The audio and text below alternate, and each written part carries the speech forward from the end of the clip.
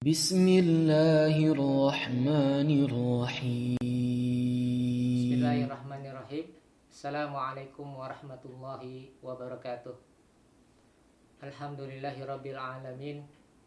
Wassalatu wassalamu ala asrofil anbiya'i wal mursalin nabiyina Muhammadin wa ala alihi wa sahbihi wa man tabi'ahum bi ihsanin ila yaumiddin, amma ba'd. Alhamdulillah, di dalam kesempatan pagi ini kita bisa berkumpul, kita bisa melaksanakan satu agenda yang sudah jauh hari sebelumnya kita rencanakan, yaitu sosialisasi peraturan akademis dalam rangka orientasi santri baru pesantren Ibnu Taimiyah yang semula kita rencanakan, kita agendakan secara langsung di pesantren, namun qadarullah wa masya'a fa'al. Rencana itu belum bisa terwujud hingga hari ini sehubungan dengan kondisi kita yang masih belum memungkinkan untuk kita bisa bertemu secara langsung.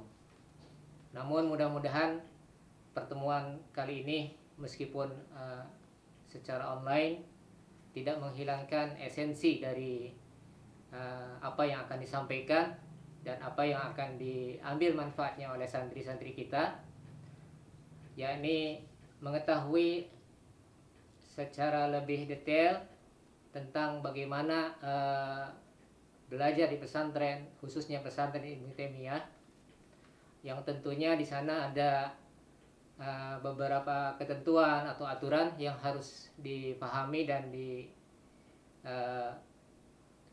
dengan sebaik-baiknya, sehingga di dalam kegiatan belajar sudah dapat diantisipasi secara dini, ya, sudah dapat diketahui dan diambil langkah-langkah strategi bagi santri-santri kita untuk jangan sampai keluar dari koridor atau ketentuan yang telah ada di dalam peraturan tersebut, yang tentunya peraturan ini tidak lain dan tidak bukan kecuali untuk demi kemaslahatan santri-santri kita di dalam menempuh pendidikan di pesantren Ibnu Taimiyah. Baik, insya Allah Ta'ala di dalam agenda kami kita akan mensosialisasikan beberapa hal, 3 hal penting yang harus diketahui oleh santri. Yang pertama tentang peraturan akademis yang akan saya sampaikan sendiri, kemudian nanti akan disusul juga dengan sosialisasi peraturan dan tata tertib santri yang akan disampaikan oleh kepala bidang kesantrian. Kemudian juga yang terakhir sosialisasi tentang program khusus tahfidz Quran yang akan disampaikan juga oleh kepala bidang pendidikan di pesantren Ibnu Taimiyah. Baik, kita langsung saja untuk sosialisasi peraturan akademis. Ada beberapa hal yang harus diketahui oleh santri-santri semuanya. Yang pertama tentang ketentuan kehadiran. Ketentuan kehadiran ini perlu untuk dipahami karena jangan sampai nanti pada saat kegiatan pembelajaran karena ketidaktahuan dari aturan kehadiran yang ada, santri kemudian mendapatkan sanksi, ya, atau mendapatkan hal yang terkait dengan pelanggaran peraturan ini. Nah, tentunya ini sangat tidak kita harapkan. Oleh karena itu sudah semestinya untuk diketahui lebih awal.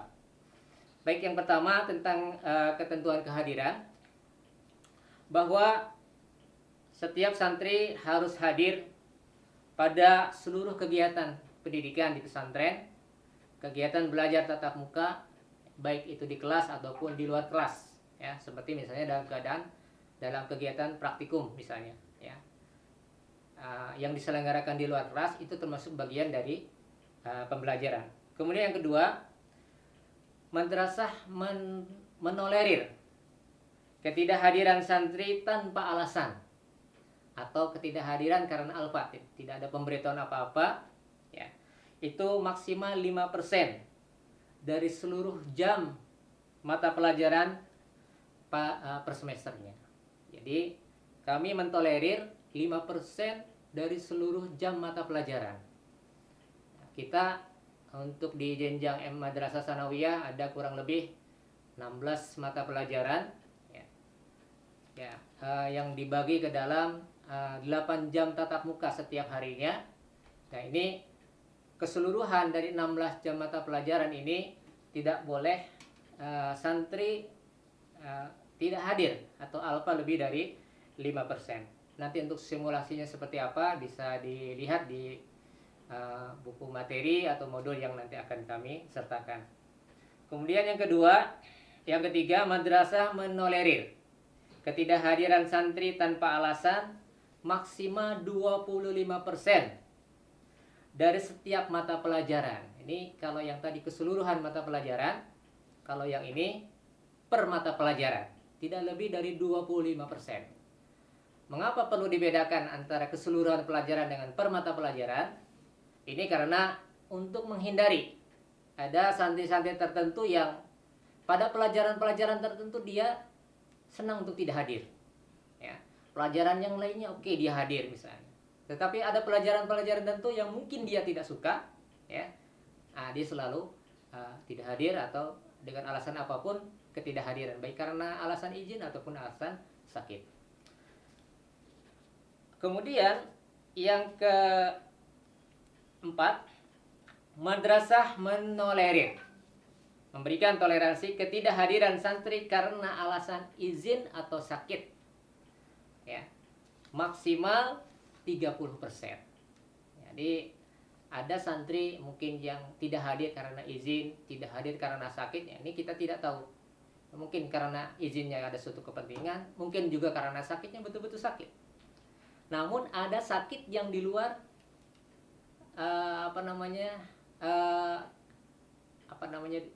ada sakit yang mungkin hanya dibuat-buat, ya. Sakit karena sebenarnya dia mungkin malas untuk masuk misalnya, atau dia tidak ingin masuk, karena tidak mau dia dikatakan alfa, beralasan untuk sakit, ya. Maka sakit ini kita tanpa memandang apakah betul sakit atau tidak, selama dia ada dapat surat keterangan dari dokter atau petugas kesehatan yang telah kita tunjuk, maka kita biasanya mengakomodir, ya, sakit tersebut. Namun kita memberikan batas toleransi hanya 30% saja. Sehingga apa?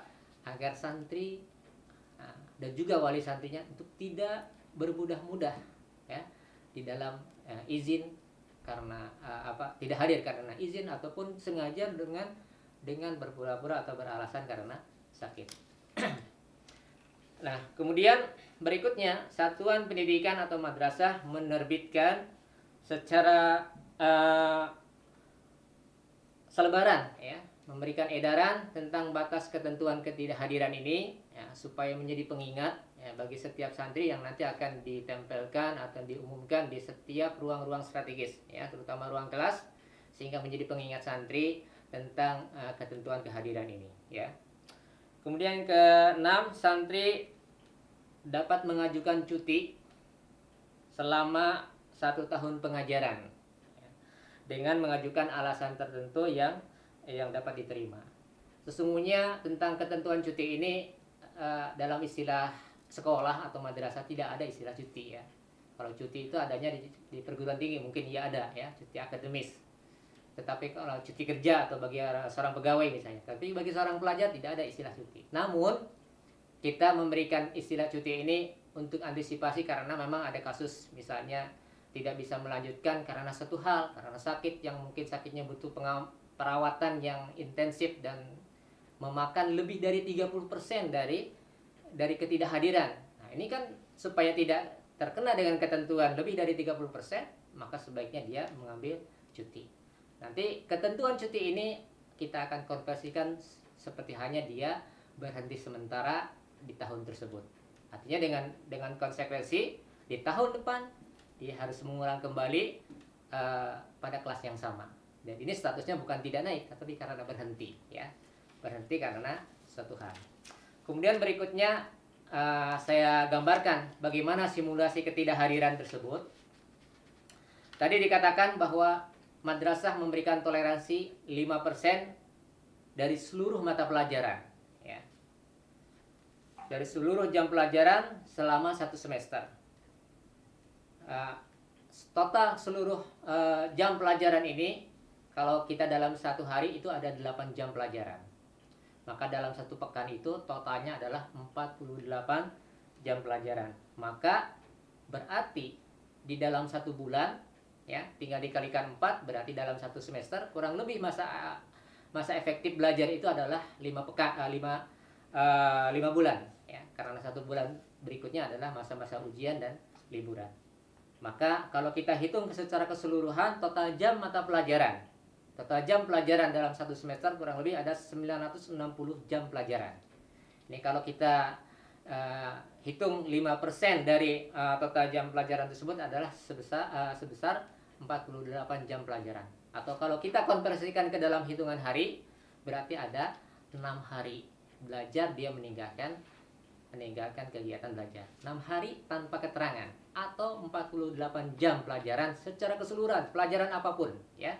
Ada pelajaran akidah 2 jam, pelajaran hadis 4 jam, pelajaran ini sekian jam, pelajaran itu sekian jam. Di total keseluruhan ada 48 jam masih boleh. Tapi lebih dari 48 jam, nah, ini kena sanksi. Apa sanksinya? Nanti akan kita jelaskan berikutnya. Kemudian berikutnya adalah sekolah menoleransi alfa 25%, ya, dari setiap mata pelajaran. Nah, ini per mata pelajaran, ya. Kita memberikan toleransi sebesar 25%. Kita tahu bahwa dalam sebuah mata pelajaran angka kredit atau jam belajar itu berbeda-beda. Ada pelajaran yang jumlah jam pelajarannya per pekan hanya 2 jam, ya. Paling kecil kita ada 2 jam. Kemudian yang pertengahannya ada yang 4 jam per pekan, dan yang paling tinggi kita ada 6 jam pelajaran per pekan, seperti pelajaran tadrib lugawi atau pelajaran bahasa Arab percakapan. Nah, ini ada ketentuan kita tetapkan per mata pelajaran, ya. Misal kita contohkan untuk jumlah mata pelajaran 2 jam per pekan, seperti pelajaran hadis misalnya. Pelajaran hadis ini untuk di tingkat madrasah sanawiyah, jumlah jam pelajarannya adalah 2 jam per pekan. Maka batasan maksimalnya adalah 40 jam pelajaran. Dari mana kita dapatkan 40 jam pelajaran tersebut? Ya, yang pertama angka kredit 2 jam, kemudian dikalikan dengan 4 dalam 4 pekan dalam 1 bulan, kemudian dikalikan 5 bulan dalam 1 semester, sehingga totalnya menjadi 40 jam. Nah, kita ambil 25%, seperempatnya menjadi berarti 10 jam pelajaran. 10 jam pelajaran ini kalau kita konversikan ke dalam tatap muka berarti ada 5 kali pertemuan, ya. Nah, jadi harus dihitung-hitung nih santri. Pelajaran hadis misalnya tidak boleh lebih dari 5 kali bolos, ya. Kemudian untuk jam pelajaran yang 4 jam misalnya kita ada pelajaran fikih. Fikih ini kita ada 4 jam pelajaran per pekan, maka tinggal dikalikan 2, berarti dia tidak boleh bolos lebih dari 10 kali pertemuan, ya. Kemudian untuk bahasa Arab yang 6 jam per pekan, ya, maka dia tidak boleh bolos lebih dari 15 kali pertemuan. Itu kurang lebih simulasi dari aturan kehadiran. Kemudian berikutnya adalah tentang proses penilaian akademis yang ada di pesantren. Kami memiliki 3 mode penilaian, ya, sesuai dengan ketentuan dari pemerintah. Yang pertama adalah penilaian afektif atau sikap. Ya. Penilaian afektif atau sikap ini adalah penilaian terhadap perilaku atau akhlak keseharian santri ketika berinteraksi di dalam sebuah pelajaran. Bagaimana sikap santri ketika mengikuti pembelajaran. Apakah dia sangat respon? Apakah dia kurang respon, ataukah dia tidak kurang di dalam memperhatikan dan interaksi dengan guru yang kurang bagus, ya, maka ini tentunya mempunyai nilai sikap yang kurang baik, ya. Demikian pula sebaliknya. Kemudian berikutnya adalah penilaian psikomotor. Penilaian psikomotor ini adalah penilaian praktek, penilaian amaliyah, penilaian kinerja, ya, unjuk kerja. Ketika misalnya dalam pelajaran-pelajaran tertentu ada indikator yang sifatnya praktek, ya ada indikator yang menuntut unjuk kerja, maka di situ ada penilaian psikomotor ya. Misalnya dalam fikih misalnya ada praktek bagaimana ibadah, praktek sholat, praktek tayamum dan sebagainya. Nah, di situ ada penilaian psikomotornya bagaimana. Di samping dari teori yang sudah disampaikan oleh guru. Nah, kemudian yang ketiga adalah penilaian kognitif dari segi aspek kognitifnya, yaitu penilaian dari bagaimana kemampuan santri di dalam menangkap ya atau menyerap pelajaran yang disampaikan oleh guru sesuai dengan indikator yang ada. Dan ini biasanya kita ambil di dalam penilaian yang umumnya kita kenal. Yang pertama berupa penilaian harian ya, atau juga ada yang mengistilahkan ulangan harian, atau juga ada yang mengistilahkan ulangan formatif ya. Itu penilaian harian. Dan penilaian harian ini dilakukan setelah santri menyelesaikan satu atau dua indikator tertentu dari pembelajaran. Kemudian berikutnya adalah penilaian tengah semester. Penilaian tengah semester ini penilaian yang kurang lebih diambil setelah 9 pekan ya, tatap muka atau pada beberapa indikator tertentu yang telah dicapai oleh santri ya. Di sini ada penilaian tengah semesternya. Kemudian yang ketiga adalah penilaian akhir semester kalau untuk di semester 1 dan penilaian akhir tahun untuk di semester 2. Ini adalah penilaian yang ada di untuk penilaian akademis dan juga penilaian yang lainnya. Kemudian di samping itu kita ada juga ketentuan yang menyangkut tentang remedial. Kegiatan remedial adalah kegiatan yang ditujukan untuk membantu santri yang mengalami kesulitan di dalam menguasai materi pembelajaran. Ada beberapa santri yang mengalami kesulitan dalam menguasai mata pelajaran tertentu, nanti ada program remedialnya. Kemudian upaya untuk pemberian bantuan ini diwujudkan dalam bentuk pembelajaran remedial dan juga tes remedial. Jadi upaya pembinaannya itu ada dua. Yang pertama adalah pembelajaran remedial ya, dan yang kedua adalah tes remedial. Pembelajaran remedial adalah pembelajaran bantuan bagi peserta didik yang mengalami kesulitan atau kelambatan belajar. Pemberian bantuan pembelajaran remedial ini meliputi dua langkah pokok, yaitu yang pertama mendiagnosis ya, kesulitan belajar, apa kira-kira kesulitan belajar yang dialami oleh santri tersebut. Dan yang kedua adalah memberikan perlakuan atau treatment tertentu ya, guna menuntaskan hal-hal yang dirasa sulit ya dalam pembelajaran remedial ini. Itu diantara rangka remedial. Kemudian langkah remedial ini kita wujudkan dalam bentuk pelaksanaannya seperti apa. Pemberian pembelajaran remedial ini yang pertama adalah pemberian pembelajaran ulang. Jadi diulang lagi pembelajaran tersebut ya, dengan metode dan media yang berbeda ya. Ketika guru sudah mengevaluasi bagaimana hasil belajarnya ya, ternyata misalnya ada sekian persen santri yang belum tuntas, maka di sini guru perlu membuat langkah-langkah strategis ya. Dengan cara apa misalnya? Dengan cara menggunakan metode yang berbeda ya, dengan menggunakan media yang berbeda, sehingga media dan metode tersebut diharapkan mampu lebih mendekatkan kepada pemahaman santri, lebih mudah di dalam penyerapan santri tersebut. Nah, ini disinilah pentingnya peran seorang guru sebagai evaluator. Hal ini jika ternyata setelah dievaluasi ada kurang lebih 50% minimal santri yang gagal di dalam proses ujian, maka ketika guru setelah mengevaluasi ada 50% yang gagal, berarti langkah yang harus dilakukan oleh seorang guru adalah memberikan pembelajaran ulang ya, dengan media dan metode yang berbeda.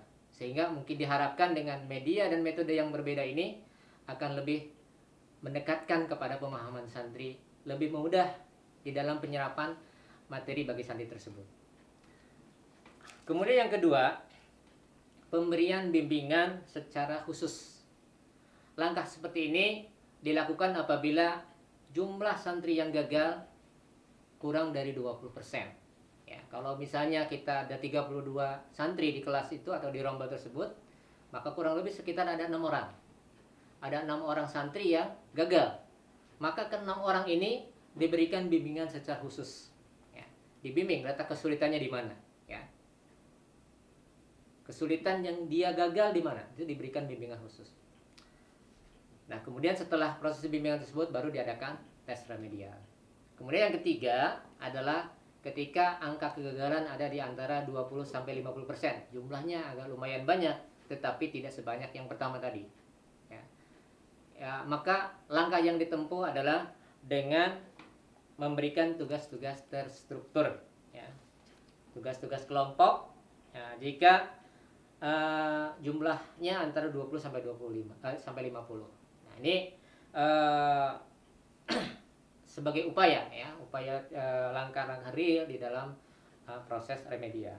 Kemudian di samping itu juga kita bisa memanfaatkan tutor sebaya, ya, dari teman-temannya untuk memberikan review atau pembahasan kepada santri-santri atau teman-temannya yang mengalami kesulitan di antara materi-materi yang tersebut. Ya, ini adalah upaya-upaya kita, ya, bisa melibatkan semua komponen, baik itu dari gurunya, ya, santrinya sendiri ataupun juga teman sebaya di dalam proses pembelajaran remedial. Selanjutnya tentang ketentuan pelaksanaan tes remedial. Maaf, ini sudah tadi. Selanjutnya yang keempat, pelaksanaan tes remedial. Yang pertama adalah remedial untuk penilaian harian dan penilaian tengah semester. Dapat dilakukan remedial dengan menggunakan tugas terstruktur. Jadi untuk penilaian harian dan penilaian tengah semester ini bentuk remedialnya tidak mesti harus berupa tes, ya. Bisa jadi setelah ada proses bimbingan, ya, pembelajaran dalam tadi, kemudian santri diberikan tugas, ya, untuk proses perbaikannya, tugas terstruktur, ya. Kemudian waktu pelaksanaan tugas remedial ini dikerjakan di luar jam pembelajaran. Misalnya kalau kita kegiatan belajar berlangsung dari jam 7 sampai dengan jam 2 siang, maka proses penyelesaian tugas remedial ini bisa dikerjakan di jam-jam setelah jam sekolah, yaitu dari jam 2 sampai dengan jam 3 sore atau siang. Kemudian teknis pelaksanaan remedial pada penilaian harian dan penilaian tengah semester dilakukan sebagaimana yang tersebut, yang pernah tadi saya jelaskan, ya. Dilihat dulu, ya, bentuk jumlah ketidaktuntasannya ada berapa persen, ya. Antara 50% lebih atau kurang dari 20%, atau antara 20 sampai 50% berlaku ketentuan seperti tadi, ya. Kemudian selanjutnya untuk pelaksanaan tes remedial bagi penilaian akhir semester atau penilaian akhir tahun, atau dengan kata lain remedial untuk ujian akhir semester, ya. Maka ini dibuat jadwal secara tersendiri oleh madrasah. Pada saat setelah kegiatan ujian selesai, nanti madrasah akan mengumumkan beberapa santri yang perlu ada perbaikan. Nah, di sini dibuat jadwal secara tersendiri, ya, secara resmi, ya, dibuat jadwal dan akan diujikan ujian remedial ini sesuai dengan jadwal yang telah dibuat oleh madrasah. Kemudian di dalam remedial ini jumlah mata pelajaran yang di remedial, ya, tidak dibatasi dengan pelajaran-pelajaran tertentu, tapi semua pelajaran. Kalau dia tidak tuntas, semua pelajaran itu akan diremedial. Oleh karena itu diperhatikan, ya, jangan sampai semua pelajaran diremedial. Ini nanti akan membuat lelah santri, ya. Usahakan semaksimal mungkin, ya, ketika proses ujian itu dilakukan dengan sebaik-baiknya, penuh kesungguhan, sehingga nanti tidak menimbulkan PR di kemudian hari, harus mengikuti remedial dan sebagainya. Apalagi kalau remedialnya itu hampir setiap pelajaran misalnya, ya, tentunya ini akan sangat memberatkan santri tersebut. Kemudian hal yang harus dipahami juga bahwa hasil nilai remedial ini maksimal adalah sesuai dengan KBM-nya, ya. Jadi kalau KBM-nya 70, ya, kemudian dia mendapatkan nilai kurang dari 70, 65 misalnya, dia harus mengikuti remedial. Setelah mengikuti remedial, karena sudah ada pembelajaran ulang, sudah ada drill, latihan dan sebagainya, kemudian santri mampu melejit sampai di atas dari KBM-nya, maka kebijakan kami madrasah bahwa nilai KBM itu akan disesuaikan dengan batas maksimum KKM-nya. Batas minimum KKM-nya itu sesuai dengan KBM dari mata pelajaran tersebut. Artinya tidak melebihi, ya. Karena yang sudah mencapai KBM kan tidak ada remedial lagi. Berarti ketika yang belum mencapai KBM saat di remedial, maka nilai maksimum KBM-nya adalah sesuai dengan batas minimalnya. Kemudian berikutnya harus diperhatikan adalah nilai dinyatakan kurang dari KBM atau kurang dari KKM. Pada pelajaran harian atau pada penilaian harian atau penilaian tengah semester, nilai kurang dari KBM atau kurang KKM adalah nilai KKM yang ditentukan oleh guru mata pelajaran yang bersangkutan sesuai dengan indikator yang ada sampai penilaian harian atau penilaian tengah semester tersebut. Ya bisa jadi nilai KBM atau KKM-nya sama dengan KKM akhir semester, bisa jadi seperti itu. Ya. Kemudian kriteria ketuntasan yang ditetapkan oleh guru tersebut atau oleh satuan pendidikan. Sedangkan pada akhir semester, ya, nilai KBM atau nilai KKM merupakan nilai gabungan antara nilai penilaian harian, penilaian tengah semester, dan penilaian akhir semester atau penilaian akhir tahun. Nilai gabungan. Kita lihat misalnya nilai penilaian hariannya berapa, penilaian tengah semester berapa, dan penilaian akhir tahun berapa. Setelah semua komponen itu digabungkan sesuai dengan aturan rumus yang berlaku, ternyata santri tersebut dinyatakan kurang dari KKM atau kurang dari KBM atau pelajarannya, maka di akhir semester ini dia harus mengikuti program remedial atau tes remedial. Kemudian bagi yang tidak mencapai target hafalan, ini khusus untuk tahfidz Al-Quran, karena ketuntasan minimum dari program tahfidz Quran adalah pencapaian target kurikulum. Jadi kalau dalam semester pertama target kurikulumnya adalah 1,5 juz, ya, maka 1,5 juz itu harus betul-betul diselesaikan santri dalam 1 semester, ya. Apabila sampai batas akhir masa pembelajaran tidak mencapai target tersebut, maka bentuk remedialnya ini akan diberikan toleransi perpanjangan sesuai dengan kemungkinan waktu yang ada. Tidak mutlak, tidak mesti harus sekian hari, ya, bisa jadi waktunya hanya terbatas 2 hari atau 3 hari. Bisa jadi lebih dari itu, tergantung keleluasan waktu yang ada disesuaikan dengan agenda-agenda yang ada setelahnya. Ini terkait dengan teknis pelaksanaan program remedial. Kemudian berikutnya adalah tentang kriteria kenaikan kelas. Ini yang harus betul-betul diperhatikan supaya nanti tidak salah paham atau mungkin tidak paham, ya, tentang kriteria itu, akhirnya terjatuh ke dalam hal-hal yang tidak diinginkan. Yang pertama tentang kriteria kenaikan kelas. Dalam kriteria kenaikan kelas ini kita ada 2 kriteria. Pertama kriteria madrasah, dan yang kedua adalah kriteria pesantren. Masing-masing berjalan sesuai dengan ketentuannya, ya.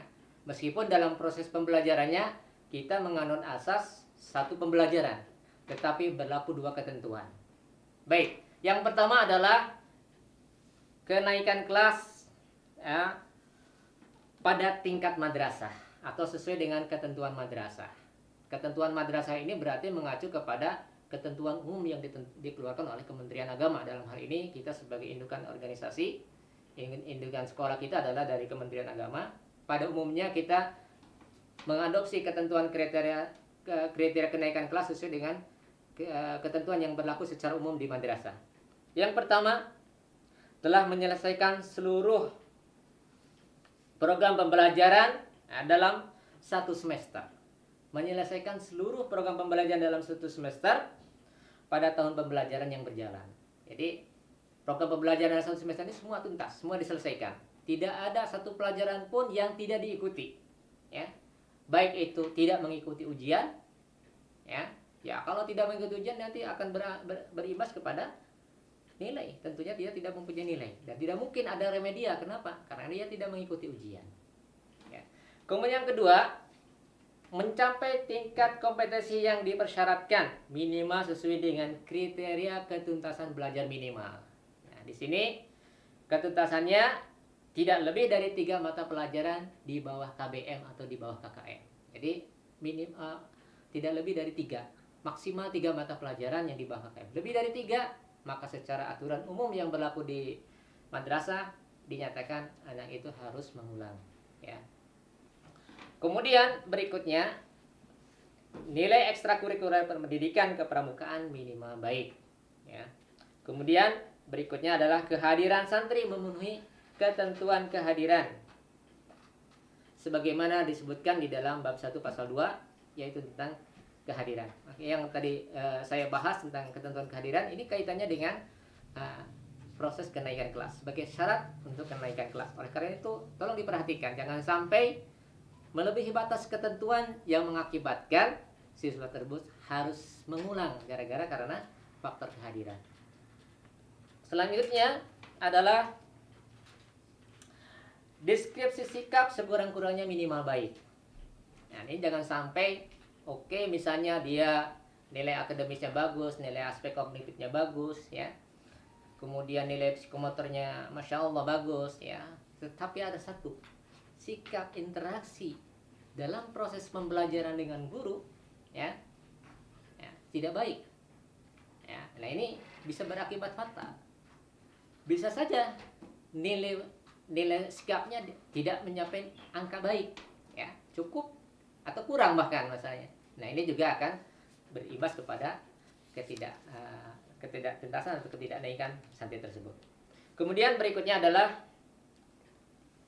dinyatakan naik oleh hasil rapat sidang pleno dewan guru, ya, dengan mempertimbangkan kebijakan madrasah yang pertama, yang kedua kehadiran santri, kemudian yang ketiga ketaatan santri dalam mentaati seluruh peraturan yang ada di madrasah ataupun di pesantren. Ini di antara syarat-syarat kenaikan menurut tingkat atau kriteria madrasah. Dan ini akan tercatat di dalam rapor Kementerian Agama. Berikutnya adalah syarat kenaikan kelas pada kriteria pesantren. Yang pertama, telah menyelesaikan seluruh mata pelajaran yang dipersyaratkan dalam satu semester. Sama seperti yang tadi, telah tuntas semua pelajaran, telah diikuti dengan baik semua pelajaran. Kemudian yang kedua, mencapai tingkat kompetensi yang dipersyaratkan minimal sesuai dengan KBM atau KKM-nya. Dan yang ketiga, ini tolong diperhatikan, di dalam kurikulum pesantren ini tidak boleh ada satupun pelajaran yang diajarkan di pesantren tidak mencapai nilai KBM atau nilai KKM. Tidak boleh ada satupun pelajaran. Sehingga kalau kita lihat tadi dalam ketentuan pada tingkat madrasah, santri masih diberikan toleransi 3 mata pelajaran, maka untuk tingkatan pesantren tidak boleh ada satupun pelajaran di bawah KBM atau KKM. Kemudian yang keempat, deskripsi sikap sama seperti tadi, minimal baik. Kemudian kehadiran dalam memenuhi ketentuan, kehadiran siswa dalam KBM memenuhi ketentuan yang dipersyaratkan. Yang pertama tentang mapel Al-Quran. Di dalam mapel Al-Quran ini adalah kegiatan tahfidz. Nanti akan dijelaskan secara panjang lebar dalam sesi tersendiri tentang program tahfidz Quran. Bahwa program tahfidz Quran ini akan menjadi include nilai ke dalam rapot pesantren dan juga rapot Kementerian Agama dalam mata pelajaran Al-Quran Hadis, ya. Dalam rapot pesantren, nilai Al-Quran ini akan diambilkan dari nilai tahfidz Quran. Ketentuan di antara tahfidz Quran itu, nilai KKM-nya itu adalah sesuai dengan yang ditentukan oleh pihak madrasah, dalam hal ini seksi tahfidz Quran. Kemudian ada syarat-syarat lagi, kehadiran tidak lebih dari 16 kali tidak hadir tanpa keterangan. Batas maksimum ketidakhadiran 16 kali. Kalau lebih dari 16 kali tidak hadir, nah ini berarti siswa tersebut dinyatakan gagal, ya. Dinyatakan gagal dan dia harus mengulang. Kenapa? Ini adalah ketentuan khusus yang ada dalam tahfidz Quran, sehingga santri tidak bermain-main di dalam program tahfidz ini, ya. Batas maksimum 16 kali tatap muka, ya.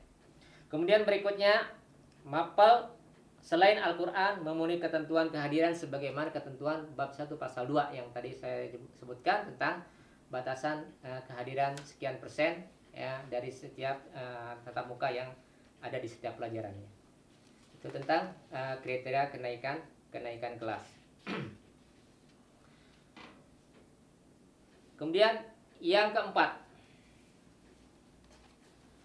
santri yang berhak naik ke kelas berikutnya adalah santri yang dinyatakan naik pada tingkatan pesantren. Santri yang berhak naik ke tingkat berikutnya adalah santri yang naik dalam tingkatan pesantren. Artinya di sini ada dua kemungkinan.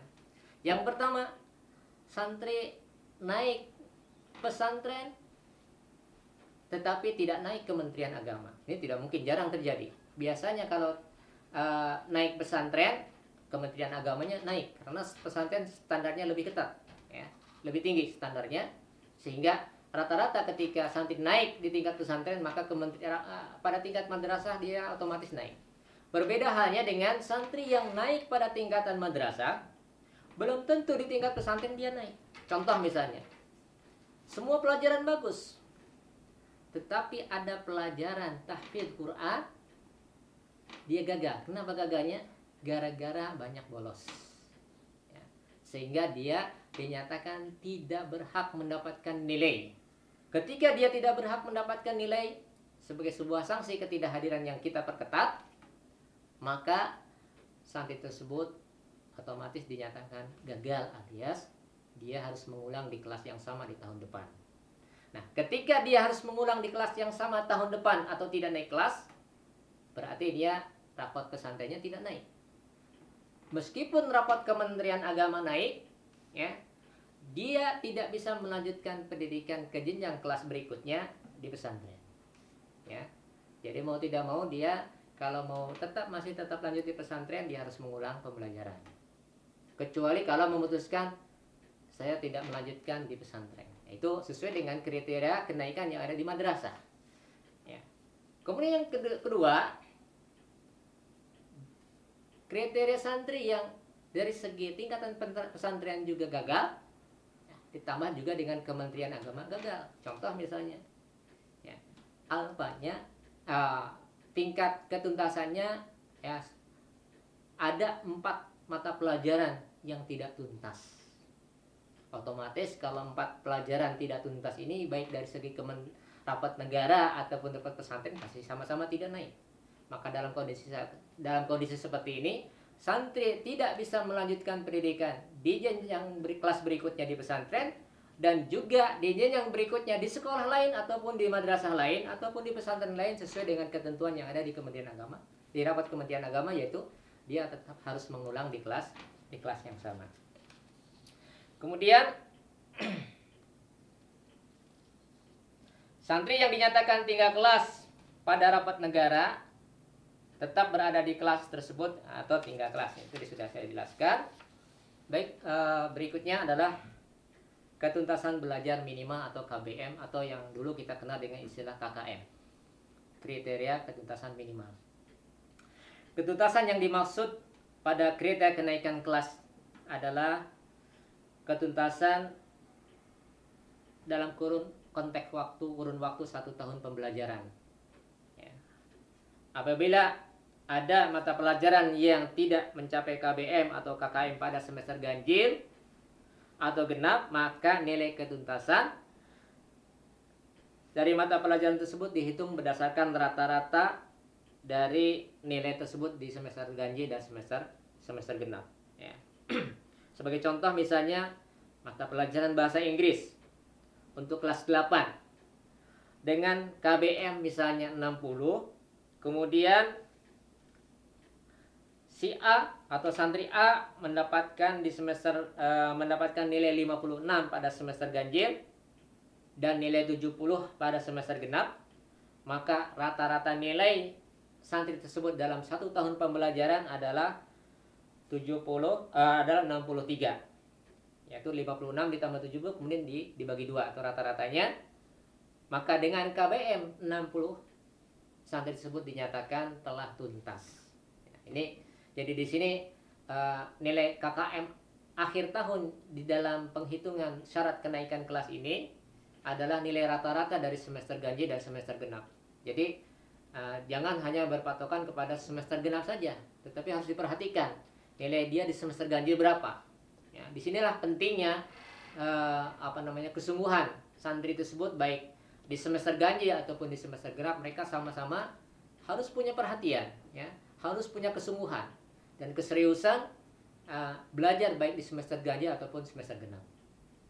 Karena kedua-duanya mempunyai kontribusi 50%, ya, terhadap ketentuan kenaikan kelas. 50% semester 1, 50% semester 2. Keduanya akan mempunyai kontribusi yang sama terhadap penilaian di dalam kriteria ketuntasan. Kemudian yang kedua, kriteria ketuntasan belajar minima atau KBM ditetapkan setiap tahun oleh satuan pendidikan dan berlaku selama 1 tahun pembelajaran. Jadi nanti pada saat awal kegiatan pembelajaran, sekolah akan memberikan edaran dan pengumuman resmi di setiap tempat strategis dan juga di kelas-kelas tentang ketuntasan belajar, kriteria ketuntasan belajar minimal untuk setiap mata pelajaran berapa nilainya. Kemudian yang ketiga, satuan pendidikan atau madrasah menerbitkan edaran, ya, tentang KBM ini dan mensosialisasikannya kepada santri dan juga wali-wali santri. Termasuk ini adalah dalam upaya kita mensosialisasikan kepada wali-wali santri dan juga santri yang ada di rumah tentang kriteria ketuntasan minimal ini, sehingga nanti ketika dia menginjak dalam pembelajaran betul-betul sudah dalam keadaan berilmu atau mengetahui tentang ketentuan ini. Adapun ketentuan nilai-nilai KBM setiap mata pelajaran bisa dilihat di dalam modul yang sudah ada. Coba bisa diperhatikan di situ. Di situ ada kurang lebih 20 mata pelajaran. Sebenarnya 20 mata pelajaran ini ada beberapa pelajaran yang memang kita tidak adakan pembelajaran secara khusus, ya. Ada 4 pelajaran yang kita tidak adakan kegiatan pembelajaran secara khusus, secara reguler di kelas, ya, dengan klasikal. Kemudian nanti di situ diperhatikan ada mata pelajaran dengan bintang 1, ya. Yaitu di situ ada pelajaran IPS, ada pelajaran PKN. Maka untuk mata pelajaran 2 pelajaran ini sekolah hanya menyiapkan modul ringan, ya, modul ringkasan selama 1 semester yang nanti akan disampaikan kepada santri-santri. Kemudian dengan modul atau ringkasan tersebut sebagai bahan ujian untuk menghadapi ujian akhir. Dan kita dalam penilaiannya ini hanya ada penilaian di akhir semester saja. Tidak ada penilaian harian dan tidak ada juga penilaian tengah semester. Karena waktu-waktu yang ada kita optimalkan untuk pemenuhan target-target kurikulum pesantren, ya. Tidak mungkin kita akan menyampaikan 20 mata pelajaran secara keseluruhan. Ini tentunya akan memberikan beban pada siswa kita terlalu banyak, karena di samping pembelajaran remedial ini ada target tersendiri yang kita ingin harapkan, yaitu pencapaian nilai tahfidz Al-Quran yang betul-betul menonjol dari santri-santri kita. Meskipun kita hanya mensyaratkan minimal dalam 1 tahun 3 juz, ya, tapi ini namanya juga batas minimal, ya. Tergantung di situ kalau santri mempunyai keleluasaan, punya kesanggupan untuk bisa memberikan pengayaan secara individual, itu dipersilakan. Kemudian di sana juga ada pelajaran tertentu dengan bintang 2, yaitu bahasa Sunda dan seni budaya. Kita ada terkendala dengan bahasa Sunda dan seni budaya. Yang pertama dari SDM, ya, SDM kita ini jarang-jarang yang memiliki kemampuan bahasa Sunda secara khusus. Yang kedua adalah karena di dalam rangka target kurikulum. Target kurikulum kita ini yang tentunya mengharuskan kita harus mengefisienkan waktu yang ada, ya, sehingga atas dasar inilah kita tidak mungkin akan memberikan pengajaran secara keseluruhan dari materi kurikulum ini. Kemudian juga seni budaya. Di sini dalam hal ini kita memandang ada pelajaran tertentu yang kurang lebih hampir berdekatan dengan seni, ya. Yaitu kita ada pelajaran khat imla di pesantren kita ini. Yang di situ tentunya ada yang namanya pelajaran kaligrafi, seni menulis huruf berbahasa Arab, ya. Seni menulis huruf Arab. Yang ini mudah-mudahan bisa mewakili dari nilai seni budaya, ya. Meskipun seni budaya yang ini adalah seni atau budaya Islam, tentunya ini juga tidak jauh dari penilaian seni budaya. Makanya untuk penilaian seni budaya kita ambilkan dari penilaian khat imla dari pelajaran pesantren. Kemudian untuk bahasa Sunda kita ambilkan dari penilaian bahasa Inggris. Dengan asumsi bahwa bagi mayoritas santri-santri kita, bahkan juga guru-guru kita, bahasa Sunda ini termasuk kategori bahasa asing barangkali yang agak sulit untuk dipahami secara mayoritas oleh santri dan juga komponen pesantren yang ada. Ya kita dalam hal ini berupaya ingin betul-betul mengoptimalkan saja, itu sebenarnya intinya. Kemudian untuk pelajaran-pelajaran yang lainnya seperti biasa itu berlaku kurikulum tersendiri. Kemudian untuk pelajaran hafal Al-Quran, kurdis ya, Al-Quran hadis, ini kita ambilkan dari rata-rata nilai Al-Quran atau nilai tahfidz. Cuman di dalam rapot Kementerian Agama ini nilai Quran hadis ini kita tambahkan angka 10 karena KKM dari tahfidz itu kan 60. Kalau dalam rapat Kemenak itu nilai 60 itu terlalu minimal ya, terlalu rendah, sehingga kita harus tidak mungkin masa nilai Al-Quran misalnya 60 secara umum jarang ya. Oleh karena itu kita konversikan untuk Kementerian Agama, nilai batas minimumnya adalah nilai KKM plus 10 ya. Kalau KKM-nya 60 berarti nilainya minimum 70 untuk Al-Qurannya. Kemudian ditambah dengan nilai hadisnya berapa. Nilai Al-Quran dan hadis ini kemudian kita ambil rata-ratanya menjadi nilai kurdis yang ada di sekolah kita. Kemudian untuk nilai akidah dan akhlak ada tersendiri. Adapun nanti di dalam rapot Kementerian Agama, nilai akidah akhlak adalah nilai rata-rata dari nilai akidah dan akhlak dibagi dua, atau nilai akidah dan akhlak dibagi dua. Kemudian itu ya untuk tadrib lugawi. Nah, ini juga perlu dipahami, nilai tadrib lugawi ini akan menjadi konversi nilai bahasa Arab di rapot Kementerian Agama. Karena pada intinya nilai tadrib lugawi itu adalah bahasa Arab, cuman lebih mengarah kepada melatih skill dalam komunikasi santri-santri kita. Selanjutnya adalah tentang laporan hasil belajar atau LHB. LHB di pesantren ini ada dua jenis. Yang pertama rapot Kementerian Agama dan yang kedua rapot pesantren. Masing-masing rapot mempunyai ketentuan yang sudah kita jelaskan sebelumnya terkait dengan syarat-syarat kenaikan dan kelulusan. Itu berjalan sesuai dengan proporsinya, sesuai dengan ketentuan masing-masing. Kemudian yang perlu dipahami di sini, di dalam proses pengambilan nilai ya, di dalam rapot itu ada nilai rapot ya. Bagaimana kita mengetahui nilai rapot ya? Ini harus dipahami betul-betul. Pertama untuk kategori mata pelajaran umum ya, mata pelajaran umum seperti matematika, bahasa Indonesia, bahasa Inggris dan seterusnya. Maka nilai itu diambil, nilai rapot itu diambil dari 50% penilaian harian ya, ditambah dengan 30%,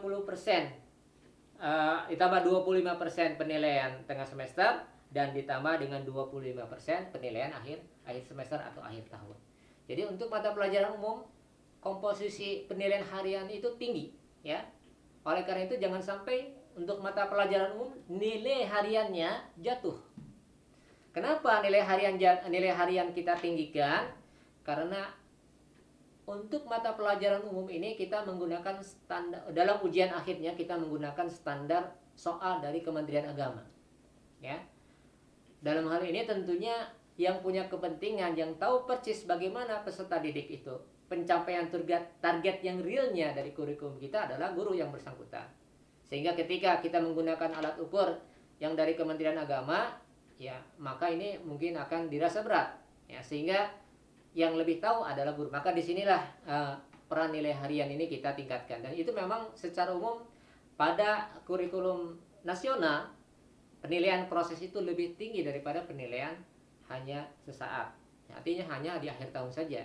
Karena penilaian proses itu betul-betul proses dari awal sampai santri itu menyelesaikan, menuntaskan pembelajaran, si guru tahu persis bagaimana kondisi anak ya. Itu untuk pelajaran umum. Berbeda halnya dengan untuk pelajaran diniyah atau pelajaran pesantren. Maka alat ukur keberhasilan santri akan ditentukan dari penilaian yang lebih besar adalah di akhir semester. Kenapa?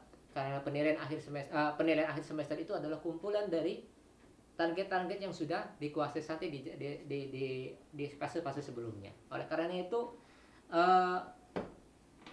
nilai pencapaian nilai akhir semester ini mempunyai kontribusi yang lebih tinggi, ya, berbeda dengan hanya pelajaran umum tadi. Kita lihat bahwa untuk pelajaran diniyah ini penilaian harian memberikan sumbangan sebesar 20% dari nilai rapor. Kemudian untuk penilaian tengah semester memberikan sumbangan 30% dari nilai rapor. Dan yang terakhir 50% dari penilaian akhir semester ini akan menjadi kontribusi kepada nilai rapor. Jadi agak berbeda ya, kriteria pengukurannya. Ini tolong diperhatikan dengan sebaik-baiknya bahwa untuk pelajaran ini akhir semester ini tolong ya jangan sampai nilainya jatuh sehingga akan merugikan santri tersebut. Begitu pula dalam pelajaran umum jangan sampai ulangan harian nilai-nilai harian itu jatuh. Ya secara umum kita berharap ya santri dalam semua penilaian itu betul-betul menunjukkan hasil yang optimal ya. Namun adanya penjelasan seperti ini supaya menjadi lebih perhatian ya, dan menjadi titik tekan santri dalam pencapaian target materi yang disampaikan guru ya. Ini tentang laporan hasil belajar. Kemudian yang terakhir, setelah kita melihat hasil belajar, tentunya kita bagaimana melihat capaian prestasi dari santri. Tentunya prestasi itu ada dua kategori, ada prestasi bidang akademis, ada prestasi di bidang non akademis. Sesuai ketentuan yang ada bahwa setiap santri yang berprestasi di bidang akademik maupun non akademik berhak mendapatkan penghargaan dari sekolah ataupun pesantren. Ya. Nanti ada macam-macam penghargaan, paling tidak minimal ya penghargaan dalam bentuk dokumen secara tertulis sebagai portofolio dari santri tersebut. Ya. Bahwa santri tersebut sudah mendapatkan peringkat sekian atau mendapatkan juara kelas paralel sekian atau mendapatkan juara umum sekian. Ini tentunya sangat bermanfaat terutama bagi santri yang akan melanjutkan ke jenjang berikutnya di lembaga lain atau mungkin di sekolah-sekolah lain yang tentunya akan dipertimbangkan ya, ada jalur prestasi, mana prestasinya, dan tentunya kita bisa menunjukkan dengan dokumen portofolio bersertifikat atau piagam penghargaan. Demikian pula santri telah menyelesaikan hafalan ya 10 juz, 5 juz, 10 juz, 15 juz ataupun 20 juz atau bahkan sampai 30 juz ya. Setelah melalui proses uji yang betul-betul yang diselenggarakan oleh seksi tahfidz Quran, nanti santri juga berhak untuk mendapatkan penghargaan. Tentunya ini setelah ada proses ujian ya bagi santri tersebut. Kemudian berikutnya penghargaan santri berprestasi berdasarkan ketentuan yang berlaku. Itu di antara ketentuannya. Ada satu lagi bentuk penghargaan yaitu berupa beasiswa. Beasiswa bagi ketentuan bagi calon penerima beasiswa, yang pertama, calon penerima beasiswa adalah santri atau santriwati non yatim yang aktif. Nah, non yatim ya. Kalau yatim sudah pasti dia dapat beasiswa. Jadi tidak mendapatkan beasiswa double ya. Dia mendapatkan free belajar di pesantren itu sebagai bentuk beasiswa.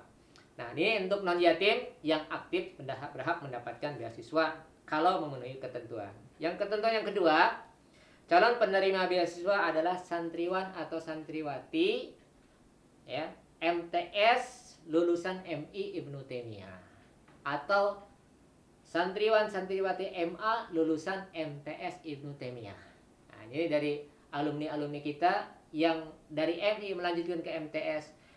Kalau masih memenuhi persyaratan untuk mendapatkan beasiswa, dia berhak untuk mendapatkan beasiswa. Begitu pula alumni MTS yang melanjutkan ke MA juga berhak mendapatkan beasiswa kalau memenuhi ketentuan. Yang ketiga ketentuannya adalah calon penerima beasiswa adalah santriwan atau santriwati berprestasi dengan kemampuan akademis sebagai berikut. Yang pertama, meraih ranking pertama pada semester yang dijalani selama belajar di MI bagi lulusan MTS. Nih, harus ranking pertama bagi lulusan MI yang belajar di MTS. Misalnya nih dari kelas 1 sampai kelas 6 prestasi terus ranking 1 terus, maka ketika MTS dia berhak mendapatkan beasiswa. Begitu pula yang kedua, meraih ranking 1 pada 6 semester yang dijalani selama belajar di MTS khusus bagi santri MA ya. Calon penerima beasiswa sudah hafal Al-Qur'an minimal 5 juz, itu syarat berikutnya, dan syarat berikutnya dengan dibuktikan melampirkan piagam penghargaan yang dikeluarkan oleh Kepala Seksi Halaqah Tahfidz Al-Quran pesantren.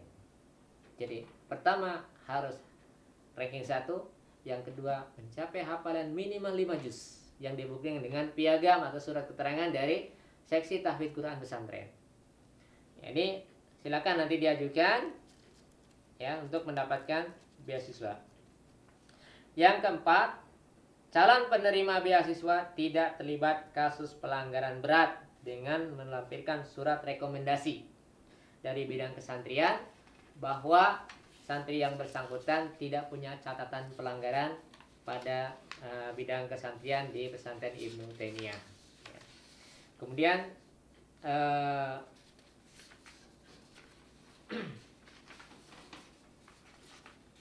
berikutnya, yang kelima, jika ketentuan yang tercantum pada poin 1 sampai 4 tadi terpenuhi, maka santri yang bersangkutan akan diajukan ke yayasan untuk mendapatkan beasiswa secara penuh. Ya. Yang keenam, beasiswa ini diberikan selama santriwan atau santriwati yang bersangkutan belajar di pesantren dan akan dipenuhi apabila yang pertama, santri atau santriwati tersebut tidak melakukan pelanggaran berat. Yang kedua, beasiswa ini akan diberhentikan apabila santriwat atau santriwati tersebut melakukan pelanggaran berat. Jadi kalau melakukan pelanggaran berat berarti hilang untuk beasiswanya. Kemudian yang kedua, tidak mampu mempertahankan prestasinya sehingga keluar dari 3 besar. Jadi minimalnya dia tetap berada di 3 besar selama belajar di madrasah sanawiyah misalnya, atau selama belajar di madrasah aliyah. Ini khusus bagi alumni ya. Itu diantara ketentuan prestasi penghargaan bagi siswa-siswa berprestasi ya. Mudah-mudahan dari penjelasan ini bisa dipahami ya. Untuk mungkin lebih jelas atau pertanyaan atau istifsar ya secara lebih detail silakan nanti pada saat pertemuan dengan wali kelas ya, bisa ditanyakan lebih lanjut tentang ketentuan-ketentuan yang saya sampaikan. Mudah-mudahan bisa menjadi semangat atau motivasi bagi santri-santri untuk tetap semangat belajar ya, meningkatkan prestasi meskipun kita dalam kondisi atau suasana pandemi seperti ini, tetapi semangat belajar harus tetap kita tingkatkan. Demikian akhirul kalam, sallallahu ala nabiyina Muhammadin wa ala alihi wa sahbihi wa sallam. Assalamualaikum warahmatullahi wabarakatuh.